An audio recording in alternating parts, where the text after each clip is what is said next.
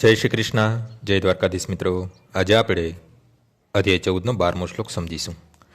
લોભ પ્રવૃત્તિ રારંભ કર્મણામ શમઃ સ્પૃહા રજસ્યે તાની જાયન્તે વિવૃદ્ધે પરતશ્રભ. હે પરતશ્રેષ્ઠ, જ્યારે રજોગુણમાં વધારો થઈ જાય છે ત્યારે અત્યંત આસક્તિ, સકામ કર્મ, ઉગ્ર ઉદ્ધમ, અનિયંત્રિત ઈચ્છા તથા લાલસાના લક્ષણો પ્રકટ થાય છે. રજોગુણી મનુષ્ય તેને પ્રાપ્ત થયેલા સ્થાનથી ક્યારેક સંતુષ્ટ થતો નથી. તે પોતાની સ્થિતિ વધારવા માટે વલખા મારે છે. જો તે રહેવા માટે ઘર બનાવવા ઈચ્છતો હોય તો તે મહેલ જેવી ઇમારત માટે ભરચક પ્રયત્ન કરે છે. જાણે કે તે પેલા મકાનમાં સનાતન કાળ માટે રહેવાનું ન હોય, અને તે ઇન્દ્રિય તૃપ્તિ માટે અત્યધિક લાલસા વિકસિત કરે છે. ઇન્દ્રિય તૃપ્તિનો કોઈ અંત જ આવતો નથી.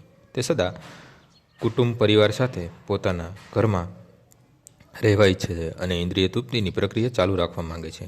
આનો અંત જ આવતો નથી. આ બધા જ લક્ષણો રજોગુણના છે એમ જાણવું. આજનો શ્લોક અહીં પૂરો થાય છે. આવતીકાલે ફરીથી સવારે 6 વાગ્યે મળીશું. જય શ્રી કૃષ્ણ. શ્રી રામ શ્રી